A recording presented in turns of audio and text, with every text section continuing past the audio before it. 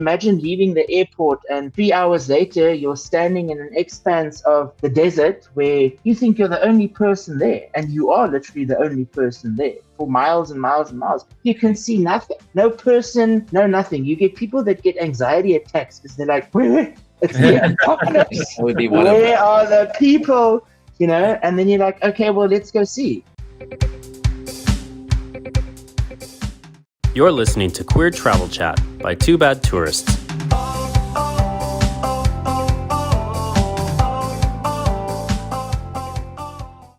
Hi everyone, welcome back to another episode of Queer Travel Chat. My name is Austin. I am one half of the blogger duo Two Bad Tourists. Joining me in our podcast studio in Madrid is David. Yeah, I'm happy to be back. Happy to be doing another episode and happy to be in your recording studio. Yes, we are back. The construction in my building for the elevator has kind of cooled down for a bit, and we're also recording during lunchtime, which is their downtime. And the water that was falling from your ceiling last month is not falling to your ceiling. It's not anymore. anymore. So good. The room's been repainted, so all is good. Excellent. And you're going off to Germany next week? Yeah, Monday I'm going to Berlin for the ITB Berlin Travel Trade Show. I think it's actually the largest travel trade show in the world. So it's where we connect with industry people and, form collaborations, see like old friends and things like that. And you're taking our sales guy, Dan, with you. I am staying behind. Everyone's taking off next week. My sister's going to be heading to Malta, a great destination. Our good friend Stevie's heading to the south of Spain, to Cadiz, a place I've never been. I haven't been either. Yeah, that I definitely want to go to. And I'll just be here. Okay. And all You're my going friends are to going to be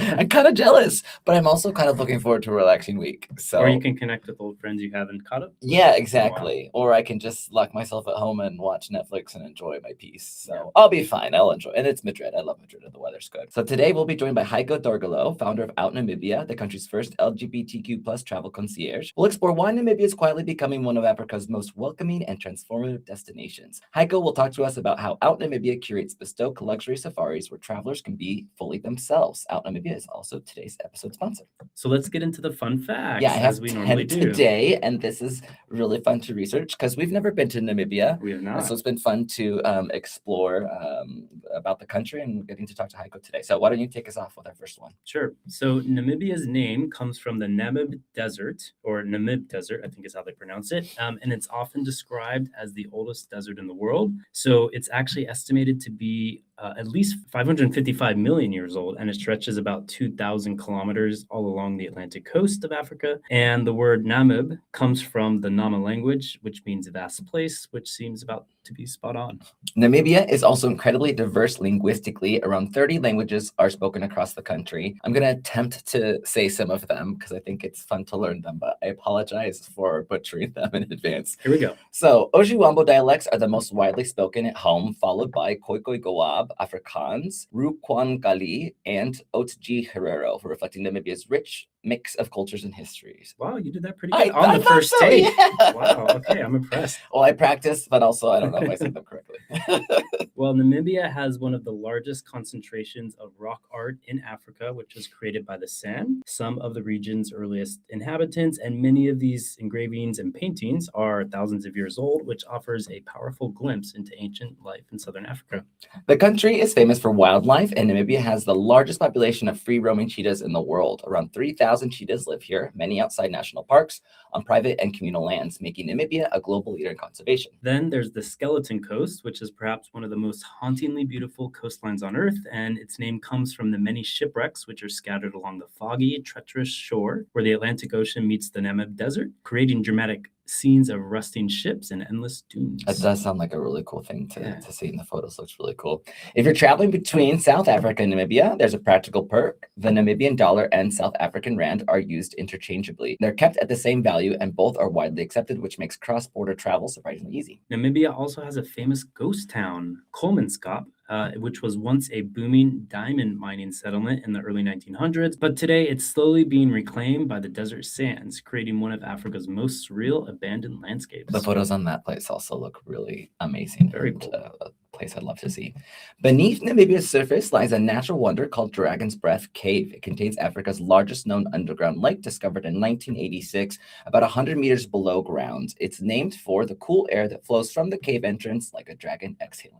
Namibia has also played an important role in African politics and had one of Africa's few female prime ministers. It was also a German colony until 1915. Then it was administered by South Africa as Southwest Africa. It was renamed Namibia in 1968, but the country only gained full independence in 1990. And lastly, one of the most striking things about Namibia is its vast emptiness. With just 3 million people in a country larger than France, Namibia is one of the least densely populated countries on Earth, meaning you can drive for hours and see almost no one. Wow. Yeah, very interesting. Well, guys, if you like the show, please subscribe to it on Spotify, Apple, YouTube, or wherever you listen. Also, please be sure to leave a 5-star review if you enjoy our episodes. Plus, if you're watching live on any social media platform, feel free to leave us a comment or share the episode with your friends.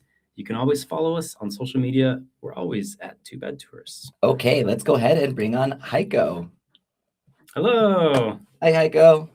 Hi, guys. How are you? Doing well. Doing Nice to fine. meet you virtually. Yeah, welcome to the podcast. Yes. Wait, you two have met in person though, right? Not in person, but we had a like a virtual call, Oh, I think a year or two ago through the IGLT. True. Yeah. Correct. But we didn't have a long time to chat, obviously. So today we get a full episode to learn all about you and your business in Namibia.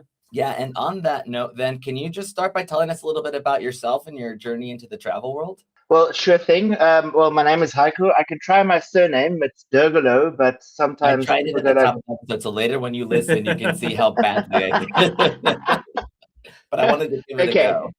It's good. It's fine.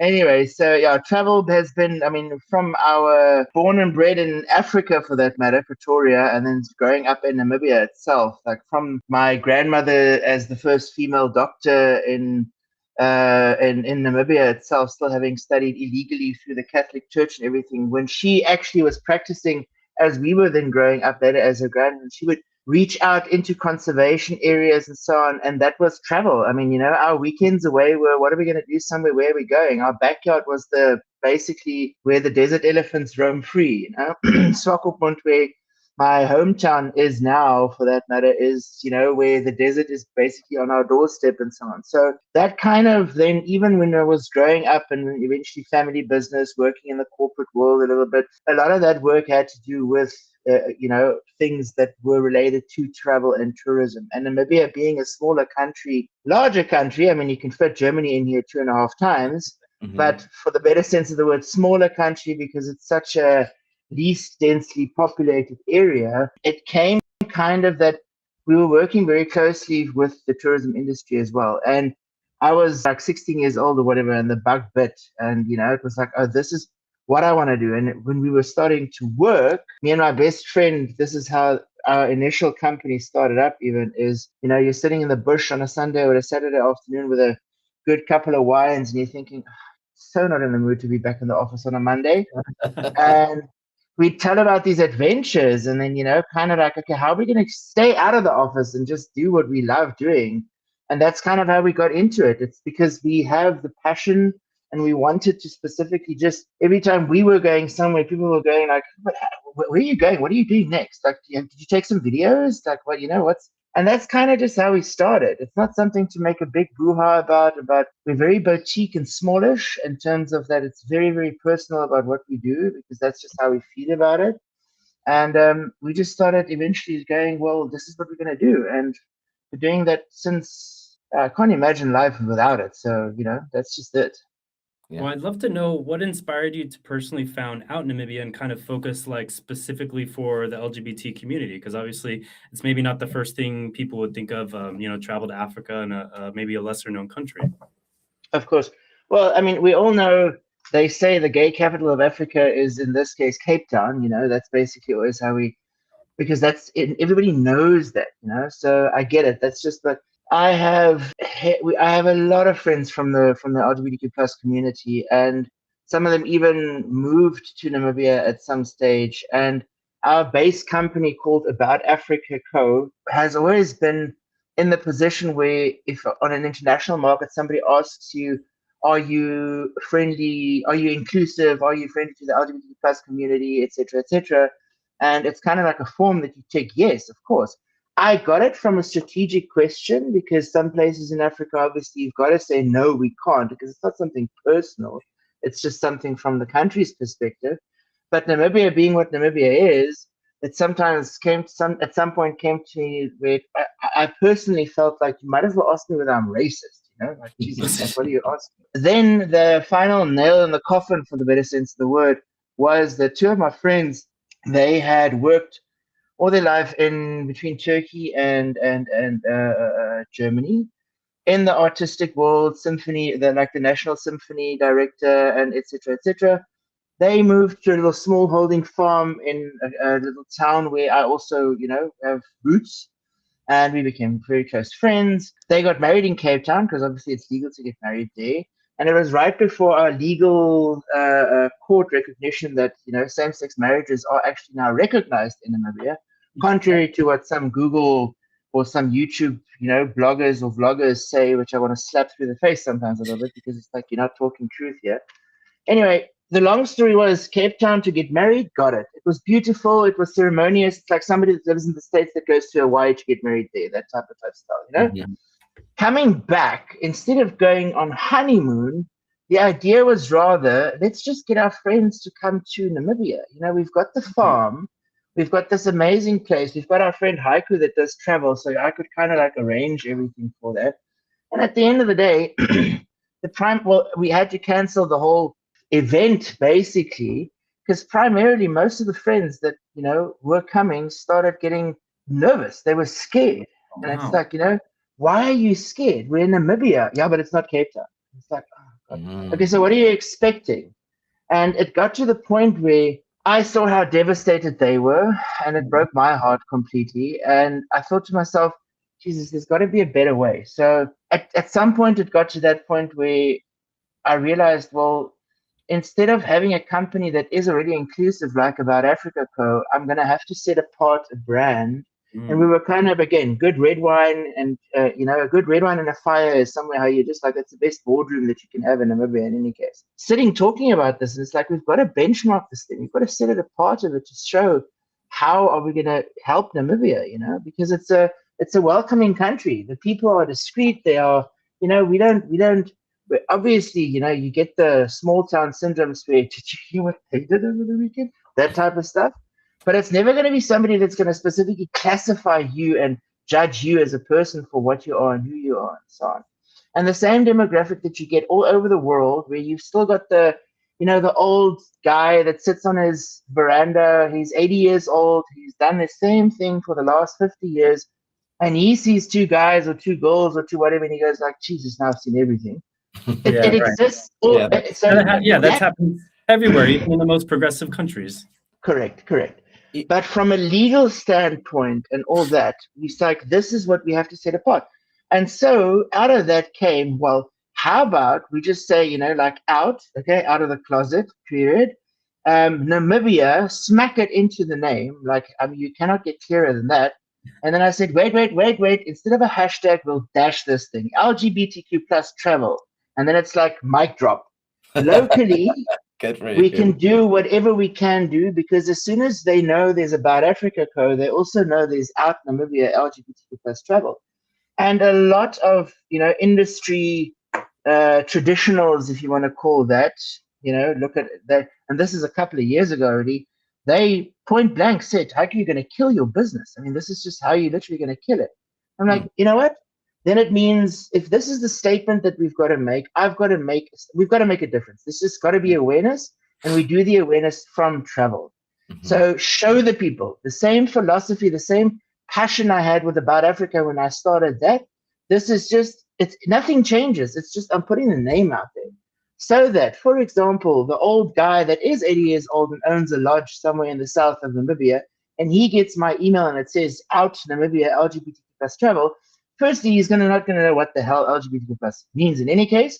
But secondly, that whole concept gets a little bit more proudly presented into market from both sides. Firstly, awareness, and then also locally where they say, well, okay, this is OUT Namibia.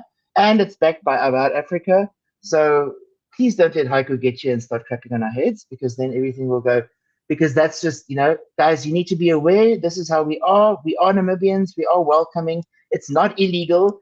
The biggest legality part was that going back to the 60s already, there was a law that public sodomy is illegal and you can get jailed for that. And I'm like, well, I'm a bit scared to think what kind of a problem it was back then to make it a law that you can't do that in public. But public, I mean, oof. Okay, then, Yeah. fine, so let's leave it at that. But whatever you do behind your closed doors is your thing, and that's just kind of it. You've essentially answered this question already, but I do just want to still ask it point blank to make it clear. Is Namibia safe for LGBTQ plus travelers? So absolutely. Look, there's a reason I specifically made, I always fall back to the 80-year-old, because some people just they're not used to it. I mean, it can be the 80-year-old. It can be the religious moron that does not know what religious actually means, or if it's somebody that is religious, or it's somebody that just doesn't believe in certain things. You get those types of people, and you also get I love using this phrase. I always say you get the horse philosophy, because we're very big horse lovers, and the best way that you train a horse is not to have your little views on that it gets distracted or whatever the case might be. We try and take those blockers off.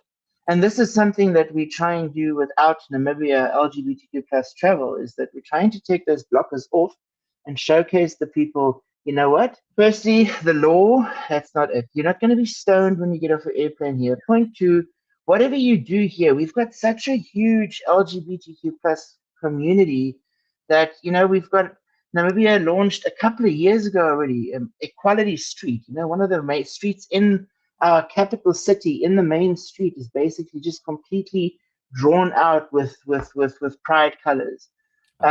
We've got things like the drag comedy shows. I mean, the best workout for a fat person is to go look at that, because you laugh so much. At the end of the day, you've done a complete workout. And this is something, none of this is that. We've got a gay pride. There was first a specific gay parade, but now it's transitioned into that there's a pride parade. And I mean, that goes out through Main Street, capital city. It is what it is. So nobody goes, and this is just what I'm saying, nobody then goes and, throws rubber bullets at people just because of being in a part of the community. And a lot of the transition that happens in Namibia, also from a safety perspective, is those that actually do go out and educate people. Like in our government, we've got a lot of traditional people in our government. We're like, this can't be allowed. It's against our traditions of 1,000 years old. Again, we're coming back to the 80-year-old. That's basically, just circling back to that. But we've got the UK High Commissioner, for example, who brought in some very famous gay actors and so on, where, this is major hype. It's media. Like, oh my God, these guys came here. What did they do there, And it teaches locally our people here that would ask the question of, oh my God, is this not? It answers it for them. And that coming and circling and closing the circle of the question again comes to the point where the more awareness that creates, the better it is a safe environment for people to come and travel. And there's a specific reason why I use the word people, because part of it was on a training program for booking.com for one of our properties, for example, and they were dissecting the acronym LGBTQ plus. And one of the it was from the plus, and also how the community based, where it said no judgment, no judgment, no classification, inclusivity, welcome for all. So this is again where we can even bring in Lady Gaga, gay, straight, bi, whatever, it doesn't matter. Be who you are, you're welcome, and that's what Namibia is. And this is why we try and keep it safe. Well, you've definitely, I think, really hit the LGBT sort of safety part, the community. So let's talk a little bit more about the destination, because obviously this is a travel podcast. So for listeners who might not know Namibia well, which I assume is probably a good amount, how would you describe the country's atmosphere and landscapes?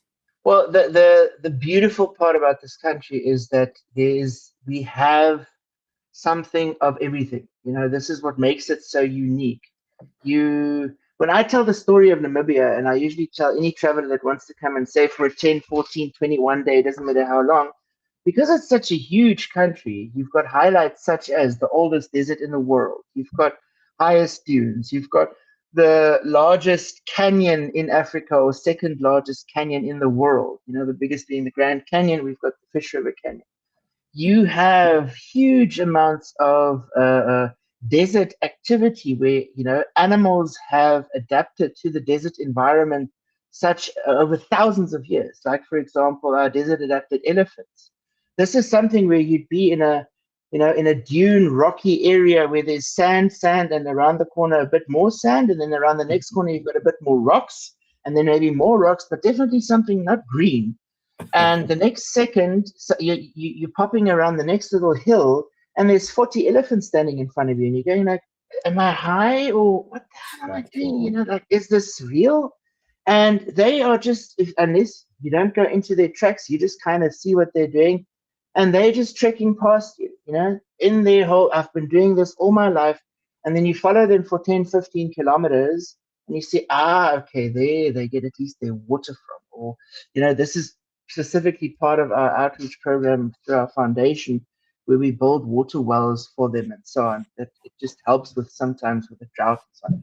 But these are highlights, Tell somebody about the white elephant, and they ask you, what do you mean the white elephant? Like, yeah, well, one of our biggest sulphurs, if you go to the Etosha Game Park, the watering holes that elephants wash themselves with is usually lined with a white type of clay. And when they wash themselves and then walk away and start drying, it looks like a white elephant. You'd think this is a ghost coming out of the darkness in some other way or form because you get a fight. But these are unique type of things. The Caprivi area, where not only do we have rivers coming together that lead right up until Victoria Falls, but we have in a whole country that you can do with your finger like that, we've got the big 5 deserts, coastal areas. Imagine telling somebody you've got half an hour to travel between this expanse of 10 kilometers of dunes, otherwise the ocean will swallow you up. Because that's where the dunes meet the ocean. When they say the sand crashes against the ocean. As a destination, I could speak for hours on Namibia and what it has to offer. On a personal level, where I would say, what does Namibia offer? Look, safari is always amazing when you think safari. Yes, it's beautiful. Everybody that loves animals enjoys the word in terms safari. What Namibia offers is something that just kind of knocks it out of the park. Because remember, we work with Botswana, Zimbabwe, Zambia, all those places as well. One of my favorite places in the world is Victoria Falls in the Zambia and the Zimbabwe side, But the Namibia aspect of it is, how do you want to consciously travel these days that once you're done, it's not like you've gone to, say, and my Cape Townians will hate me for this, but I still love Cape Town, don't worry. But you go to Cape Town, you're there for a week or 2, you're on holiday, you're done, okay, cheers. It's like the people in the States, they go to Miami to go to the beach, or they go to wherever, Mexico to go, island hopping, doesn't matter, Seychelles, anything like that. You go to a destination with one purpose. There's like, okay, there's a beach, there's this, there's that, there's whatever. Namibia breaks that down. It tells you a story that you'll carry with you for the rest of your life. And this is not me saying that, because I would obviously, living here, I tell you, of course, yeah, that story you're going to carry with you the rest. People that have done this, when I curate something for them, when they ask me, oh, we've never seen animals in the wild, we want to come and see the elephants. And I'm like, well, we'll do that at the end of the trip. No. First thing. No, we're doing it at the end of the trip. Why? Because we're first breaking your expectation and your urbanization of what you can do. And then that's how we start telling the story. And this is things by, imagine leaving the airport and 3 hours later, you're standing in an expanse of the desert where you think you're the only person there. And you are literally the only person there for miles and miles and miles. You can see nothing. No person, no nothing. You get people that get anxiety attacks because they're like, it's the apocalypse. Where are the people? And then you're like, okay, well, let's go see. So all these types of wow effects. And then it makes you realize we live in an urban world, and we're connected so much with everything that goes on, whether it's on our phones, whether it's on however we operate, breaking that urbanization, you've got no reception, you've got nothing. And it suddenly makes you realize, but Jesus, this is how small I actually am. There is a world out there, and I don't have to think about that world now. And so you go into stages. When you get to the ocean and the waves crash against the dunes, and you're like, you've got these two powerhouses. It's the oldest desert and the coldest ocean. And these two are, and nobody's winning. The only one that loses is the one that travels in between, and you've got your timing wrong. And it shows you, no matter what, if you have this power, just how powerful nature and the world actually is, and you go down Skeleton Coast and see the shipwrecks and everything like that, it gives you that perspective. Desert adapted elephants, it gives you and rhinos and lions. You're sitting in the middle of nowhere with maybe 2-3 people around you that you are traveling with. Other than that, nothing. And at the end of the day, like I told you this story about these 40 elephants, and you're thinking, well, holy hell, if these guys can do it for the last 1,000 years, then all my problems that I think I have in this world suddenly become so minutely small, because these guys have to survive with nothing. And we have, all these means and ways. It literally, that's how the stories go on. And then also our communities, we still have cultural indigenous people that live the way they have been living for the past thousands and thousands of years.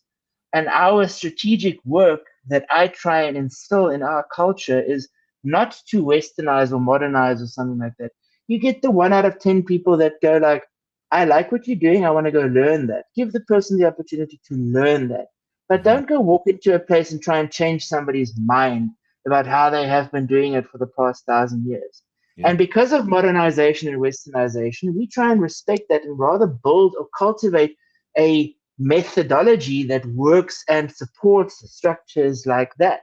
But you have that, and it's not something where you have, there's so many different examples you could use of how people, would showcase the values of 1,000 years. The values there are exactly still the same.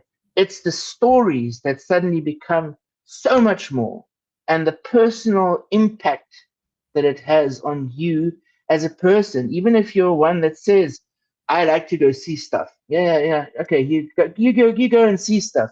I can promise to God you'll see, and you'll feel something. That first rain that comes down in Africa, the people that always gets the people the best. Like, oh, we've got enough rain. We come from Chicago, or we come from wherever. It's like, that's fine. Come and stand here where you got a dry riverbed or a dry felt, like the one you see on my picture in Etosha. And you've got that African Lion King rain coming across, along with the smell and what the animals react and how the whole bush felt. I mean, goosebumps every time. And I live here. So that's the type of stories that you take along with you for the rest of your life. And that's what we offer. And you've painted a really nice picture of what it's like to have an experience there in Namibia, and I love your passion for it. So I want to know, if somebody plans a trip with OUT Namibia, I know they're bespoke, but what would a standard itinerary look like? What are some must-do things, if you would like kind of a structure of it, or a 7-day or 2-week trip? Yeah. So 7 days, I mean, it's 7 days. I know it depends on where your oranges are, where you're coming from and so on. 7 days is usually a bit short. There, if I have a conversation with somebody, I'd usually literally ask them, like, what is your purpose? What do you want to see? Here's the list. Do you want to see the desert? You want to see the ocean? Because those two go together quite well if you're doing a bit of a circle from traveling perspective. If you're going for 2 weeks, then I'm like, well, again, do the desert, because the desert effect has that you're de-urbanizing yourself, you're decluttering. So it's a kind of do it. You have to somehow get into that space where there's no humans there, because it helps you, it helps your soul, literally, as it's purposeful travel. And ordinary then would look like you see the desert, you see the coast, you see the savannah desert with the elephants, you see the game park, and you go back to the capital city and fly out of that again.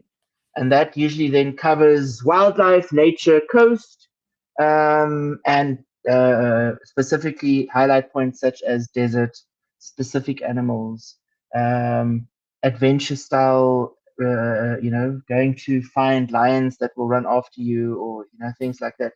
It includes things like that as well. So it's well rounded, to put it like that. That's what a standard itinerary would look like.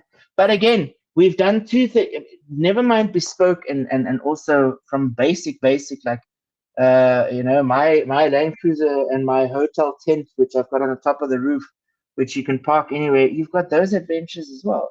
Those are a little bit overpopulated. That's why I don't usually tend to recommend them. But from a budget perspective, some people like that. And those that want to go camping, then I'm like, no problem, we'll go camping.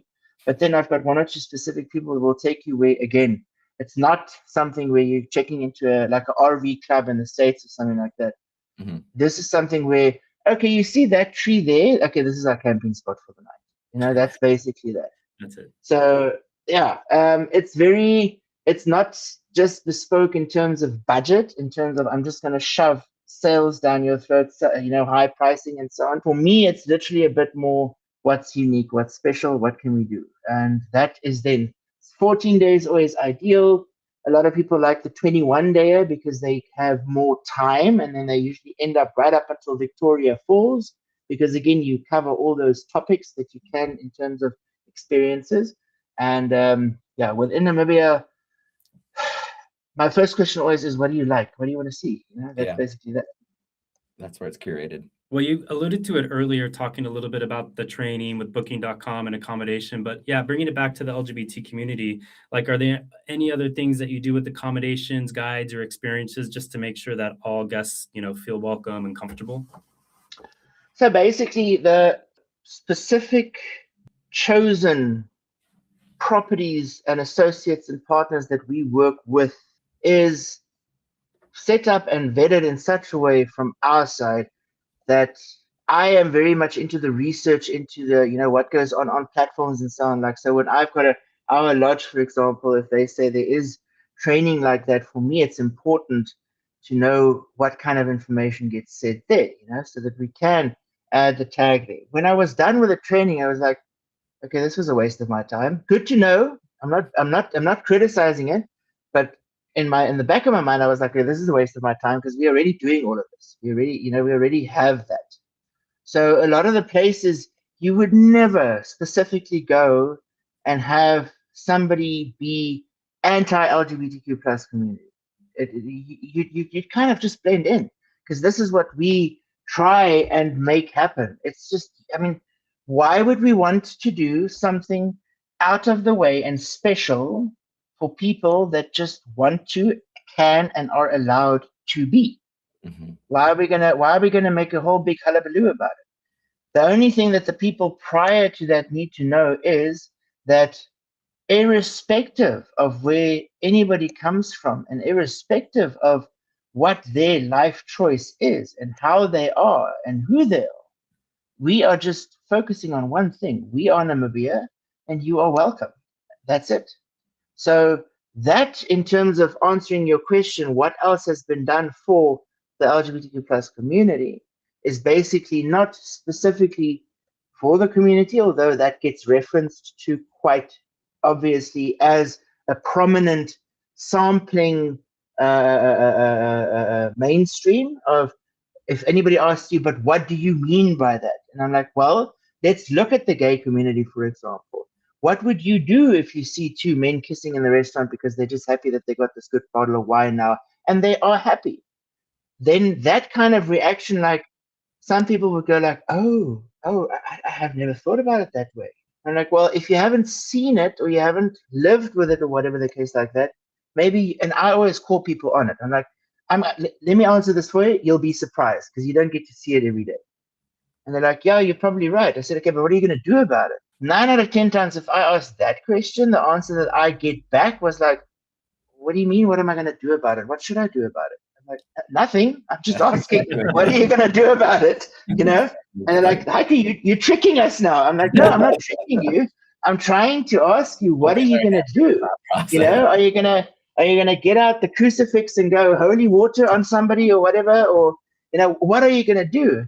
And when I start making light of it by throwing the extremes of what I know has happened to people in the LGBTQ plus community and how they have been treated, again, predominantly the reaction that I then get from my people, when I say my people, that means that our fellow Namibians is like, oh my God, people really treat people like that? And like, yeah, it's happened, you know? There are African countries where they get stoned. It's illegal. You get, sentenced to death. Yeah. And they're like, what? A lot of people don't even know about it. So I'm like, so what are you going to do? Nothing? Right answer. Treat them normal? Perfect answer. If people are scared and you can see there's a bit of resistance, it's not resistance from who they are, it's resistance from, you get people that have fear. Fear is a normal dominant factor. So how do we steal away that fear completely and go, guys, just come home. Just like literally, please, just come home. It's fear of That's the what we unknown. try The and more that they know, Yep. the less fear. If there's a queer traveler listening right now who's still a little bit hesitant but curious about traveling to Namibia, what would you say to them? same slogan that I have when we know, again, this is what we started. If you don't go, you won't know. That's just basically that. I mean, it's the only way that I can prove I it. like it. I like that. And if the only way I can prove it to somebody is I could go and reference to how many people live here that are, from the community, and you can go and outreach and contact them. I can give you statistics. I can give you what our law has now done, all that type of stuff. At the end of the day, what is it about? You want to get to a place. We've got such a strong travel power within the LGBTQ plus community for people that like the whole new, especially post-COVID, the psychological movement called allocentric travel, and how people love that type of mindset. It's adventurous travel with, at the same time, also trying to give back. It's meaningful travel, for example. Now, what do I mean by that? You get, for example, a lot of people from the community. I love using this as an example because I have seen factually just how many of these instances exist where people don't have children. And they think to themselves, how I would love that. I would love it if I could do something for children because I could never have children. Yes, there's adoption and there's this and there's that and whatever. But sometimes life just comes, life happens or whatever, and it's not in the books for everybody. I get it. I'm not criticizing anybody, but you got somebody that wants to give, like, I don't want to come and raise children in Africa now, God forbid. But what can I do that through my type of travel, not only do I feel safe, but I know that I've had an impact on positively impacting anything that is, for example, that. And this is where it comes to the outreaches and I won't only just show you that come and get here that we can show you how safe it is. I'll tell you as well, look at what you're actually doing by doing that. Firstly, you're not taking a risk of traveling, but when you travel, you're creating awareness. So, let's all go be very strong powerhouses for the community and show them we can do this. It gives you variety in Namibia as a place that is a mirror. It's a mirror image of what South Africa is. Because we were part of South Africa, a lot of our laws are even still literally part of South Africa. We're just a little bit behind. But like I said, law and legislation, we're getting there now. Where it's recognized or allowed same-sex marriages in South Africa is a go. Well, it's recognized now, people. So we're getting there, give us a bit of time. Good. That's great. So, and all of that comes together where if you have a question and you think, I'm not so sure whether I should ask that. I don't know. I'm a bit, no, rip the Band-Aid, grow a pair, ask. You're allowed. Because at the end of the day, the only thing is, not only is it if you don't go, you won't know, it's also that if you don't ask me what your fears are, and anybody that might, if it's anybody that's listening or seeing or whatever, that just wants to know, like, I might not travel there, but I just kind of want to know what's going on. Well, then reach out, people. This is exactly what you're allowed to do. This is why we are open and welcoming to things like that, because that's why we started this brand. Well, and speaking of questions, like before we wrap up, I just wanted to know, is there any question that you wish we would have asked you, or just kind of a last final thought that you want to share with our audience? Well, except for, I got to use that one now with it. If you don't know, you won't go. I'm But stealing I that. actually had That's mine now. hashtag out Namibia, right? Okay, sure, yeah. But I think there is so many things that get read and known about. It doesn't matter where you are. I mean, if you're living in Europe, you kind of have a feeling or an idea of Namibia is a bit more present. It runs around in circles sometimes. If you're in the UK and the States, places like that, it rarely, except when our dear Mr. Trump goes and calls it Nambia or that shit place, whichever way, both it's referenced in both. We're sorry. But you didn't do it. But the reality of the matter is that it comes down to people then know of African safaris because they know of Kenya, Tanzania, all those lovely places. Really, the Masa, everything that is there, it's lovely. But what do you actually then want more when it comes to our type of travel that we like, and also people that are from the community that like to travel? Not usually just you're going to China in a group and it's everybody's together and it's a sardine box or whatever the case might be, but a bit more free spirited and anything like that. Then also later on things like Tanzania, Kenya, and those places. And this is what our partners there are already saying, is it's almost like it's the Walmart of Africa, because you're thinking African safari, that's where you go. You want something a bit different. I always come back, if it's one question, if the people say, if there's one thing that you can say, what would it be? Coming back to exactly what you now had as a question, I have a quote that I have from that, and it's from Richard Mullen. And he said, "The only man I ever envy is the man who has not yet been to Africa, for he has so much to look forward to." And that's something that I always leave with when it comes to Namibia, because you speak of Africa and they know of Cape Town, they know of this, that, whatever.